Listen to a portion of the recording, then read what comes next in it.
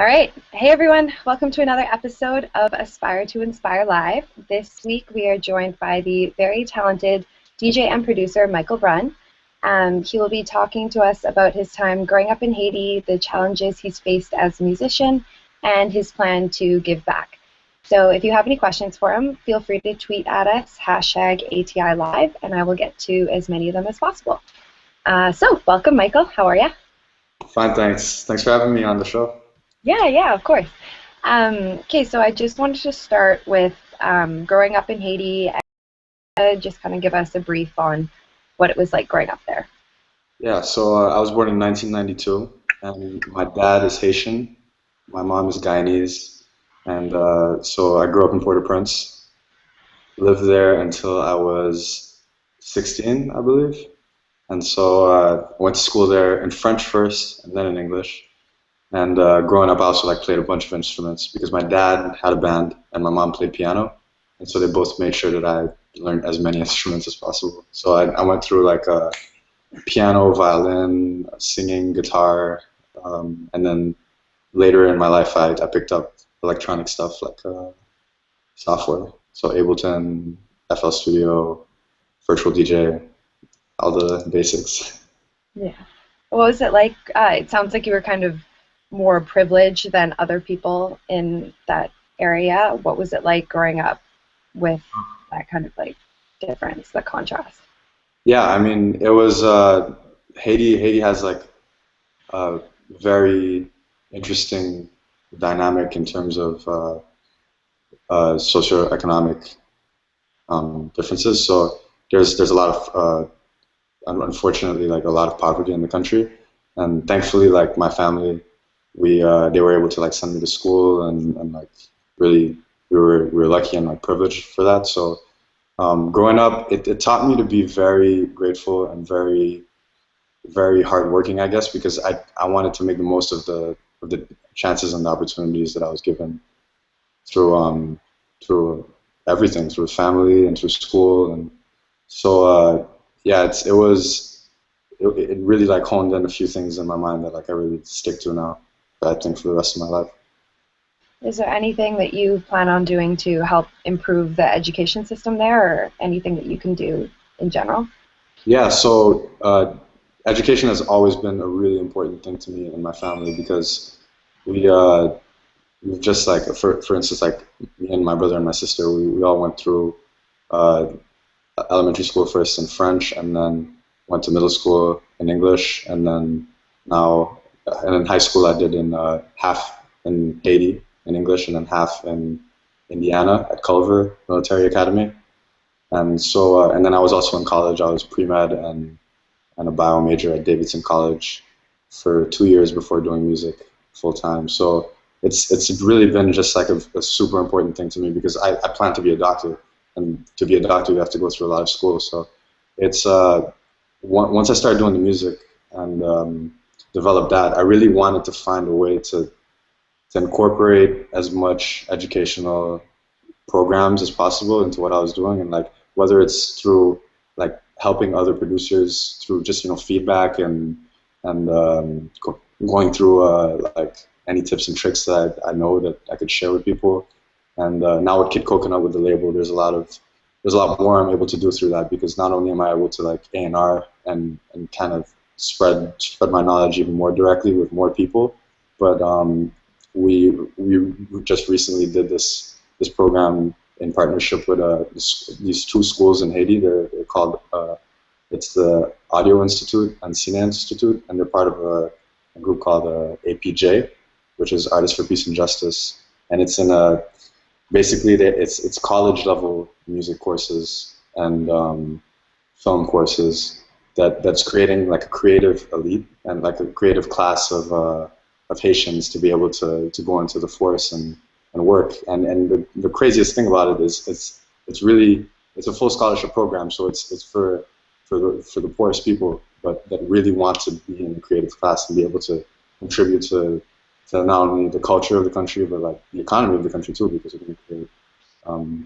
a middle class and more. So getting to work with them was really interesting in December, because I went down to Jacmel to kind of do a in-class studio tutorial kind of thing. So we went through the students' projects, which they had done throughout the semester, and went through all of them, like critiqued them, and then afterwards we actually did an in-class remix together with the whole class. And so it's like it's one of the things that made me so proud because as a Haitian, I want to be able to, especially be able to help Haitians, and this was like a very direct way and a very like inspiring way for me and I guess for them too because it's just we're learning from each other and always learn from other people.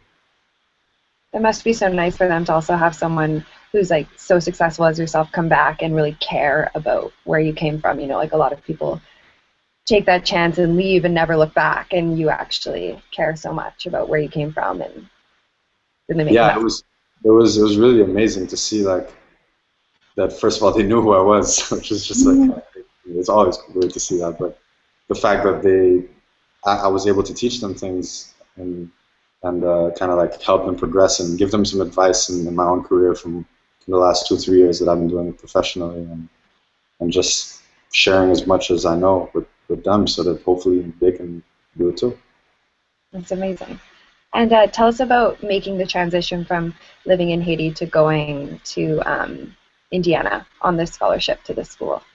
So I was in 10th grade when a close family friend of ours had brought up this school Culver in Indiana. And at the time, Haiti was going through a lot of political instability. And so it was just kind of, it was difficult to have like a full school year without potentially having days off. And it was like really I wanted to try and get the best opportunity possible to be able to get into med school. So when he brought up Culver, he just kind of mentioned it, and for me I was like, okay, I'll apply because he mentioned it. And so my parents and me like worked on the application and sent it in, and without thinking that I was ever going to actually get in there.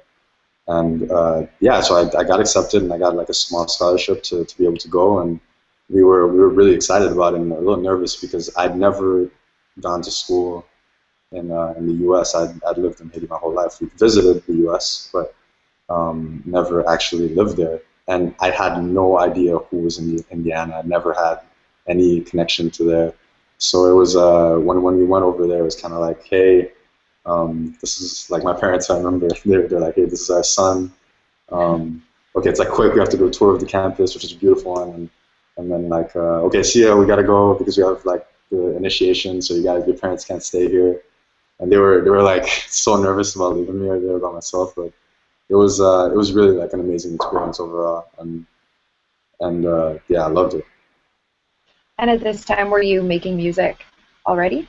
So I had started doing mashups on virtual DJ when I was like 15, and I'd been playing piano and playing violin and all those instruments, but not writing. I didn't start writing until probably like the end of 10th grade, right before I went to Culver. But it was like very basic. I was horrible, very very bad. So When did you sort of make the decision to focus on producing rather than becoming a doctor? um, the shift really happened when I was in college, and it happened pretty quickly because I I was in my sophomore year when the first kind of major musical thing happened to me, which was I'd done a bootleg remix of this track called Big Jet Plane by Angus and Julia Stone that I posted on my SoundCloud. And at that point, I think I had maybe 150 followers on SoundCloud. And like on each track, maybe like 40 plays, 50 plays, maybe 100 if I was lucky. And I posted that track up. It got picked up by 2 or 3 blogs that were connected to Hype Machine. And then it just suddenly like I woke up one morning with 25,000 plays, and I was like #2 on Hype Machine. So that was really cool. And from that point, it just kind of like, I guess, had some labels keeping an eye on me, and one of those was Revealed Records. And so that Hardwell's label, he basically like asked if I had anything I could send over. I'd sent a track which got signed, and he did an edit of. That came out in December, and then right when that came out, like 2 weeks later, Phasing Records, Dirty South label, hit me up, and asked if I had anything. And like Dirty South was one of my favorite artists. And when I got that email, I was like, no, this is not real. So I didn't answer it. And then it ended up being a real email from them. And so, Imagine you ignored yeah, it. in retrospect, I should have answered in the first place. But I ended up getting that another track signed with a Dirty South edit in January. And from that, like maybe a few weeks later, he hit me up on Twitter, and he was like, "Hey man, like, would you be down to come and play some shows for Winter Music Conference during Ultra?" And I was just like, "Yeah, absolutely, I'd love to. Let me check my schedule." And so that week, I had a chem test. I remember that really well. So I was like studying like crazy right before, and then I went down. I think the show was on Wednesday, so I went down on the chem test was on Tuesday. I went down Wednesday morning, played that show, met him, and also met my manager that night because they were good friends. And yeah, so I spent the weekend or the week in Miami, so Wednesday to Sunday. Got to meet a lot of important people who are a part of everything I'm doing right now. And yeah, so like at that point, it basically went from being something I was just doing for fun to this could potentially be a career because like I now had someone who was willing to manage me fully, but and Dragon was there and like basically giving me the thumbs up, like yeah, you could do this as a career too. So it at that point it was like okay, I need to speak to my parents about this because it's like really getting serious now. And I was on a full scholarship at Davidson, and I also like wanted to make sure that if I did go into music professionally, that I was able to like keep school open because even with support from other people, you never know if you can do it as a career or not. And I didn't want to give up everything that I'd done before. So I spoke to my parents, spoke to advisors, dean of students, other friends, just everybody I could about the situation. And Davidson, thankfully, was like, because it's such a small school, they were super down for this and were like, this is an opportunity that you're probably never going to get. And like, we've never heard of anybody getting the chance to do music yet, like from here. So they gave me a leave. So they let me take a leave and allowed me to do the music without worrying about losing school. So it worked out very well Very somehow. well. Yeah. Yeah, Like it's meant to be. yeah, yeah. Um, so what are some of the challenges you face as a musician? Like, do you ever get frustrated and want to just quit and go back to school and whatever? I mean, I think there's all types of challenges you face. I'd say on a daily basis, the challenge is like trying to be unique in what you're doing and staying true to what it is you want to be portraying with your music and your art, and at the same time, like be able to make a living off of it so you can keep doing it. It's like it's a balance of like having an identity and a purpose for your music. So when you're working on production and you're going through tracks and you're trying to do something fresh or new or just like better than your last track, it's tough because it's not something that you're graded on really. It's up to the public to decide what it is good and what is bad. It's like it's a very personal thing. So in that case, it's just like constantly the struggle is, I guess, part of the art is trying to keep bettering yourself and improving. And there's a lot of moments where when you're working, you're just like, wow, this is horrible, and you want to stop, but you have to keep working through it. Is there anything that you derive most of your main like inspiration from? Or Definitely from I listen to a lot of music, so music leads to more music, I guess, and also just like everyday life. It's helpful. I Mhm. sometimes I come up with melodies in weird places, like shower or like walking, and then I'll just pull out my phone mid shower and then just like hum into something. Yeah, it's like hum into the recorder so I can remember what I was thinking of. That's amazing. How about your age, being so young? Do you think that's impacted your career at all? I think that the industry right now it's really really like enamored with youth. I guess it's always been that way, but like the younger you are, for some reason, the more impressive that is in terms of like how how you're doing. And it's people like younger artists overall. They're just like, I'm more interested in that. It makes for a cooler story, I guess. But I really think that the focus should always be on music, and it shouldn't be on age, whether you're 15 or whether you're 80. You know, whatever it is, as long as the art is good and as long as it's quality, I feel like that's what I really care about. Awesome. And yeah, you were talking about your label earlier, Kid Coconut, but what are some of the major goals you have for that, for the label as a whole?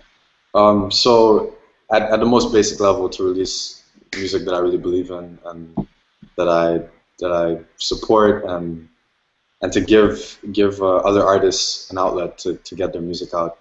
But at a greater level, I'd really like to be able to, maybe help some other artists start careers from what they're doing, more than just a single basis or a few tracks, but like give the sort of guidance and mentoring and things that I would have really liked as an artist when I was coming up. That I feel like maybe it's a lot of, not so easy to find. What was that? as I was just gonna say, a lot of like independent. I feel like labels right now are just pumping out single after single, and it's cool that you actually care and want to focus on maybe like artist development and things like that. Yeah, yeah, because I really like I think that's something that is priceless. You can't get that sort of uh, care from someone who you appreciate their work.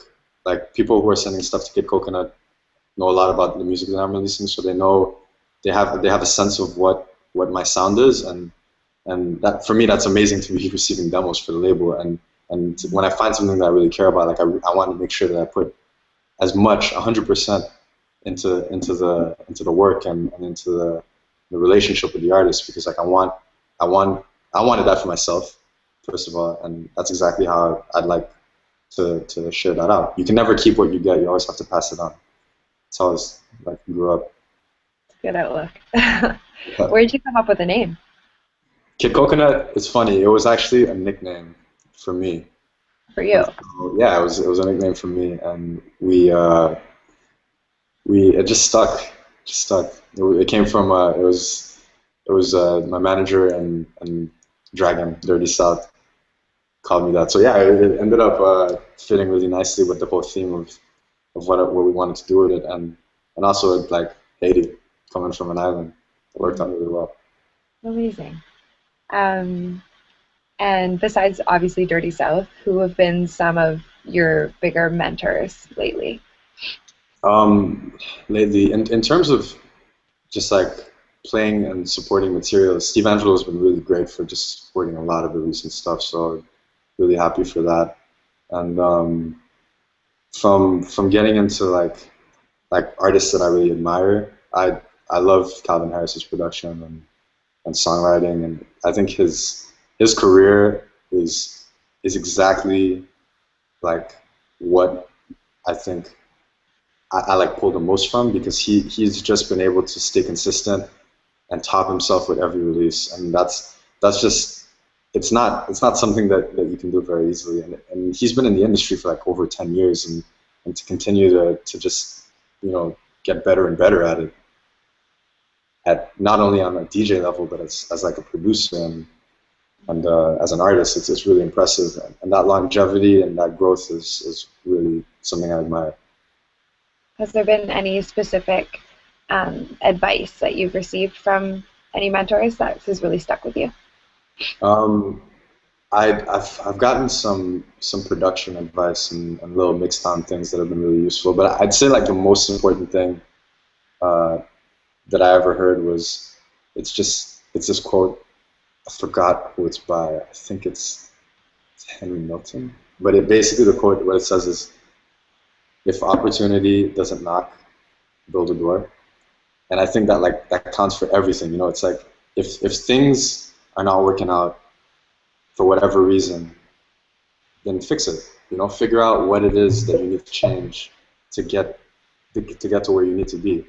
And it's like work. It works in production. It works in career. I think even like in personal life, like whatever you're doing, I really like. I use like I think about that quote a lot, and it's like a part of my life now.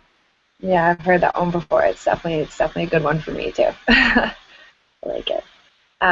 Yeah, so that's basically all we have right now to chat about. If there's anything else you want to talk about.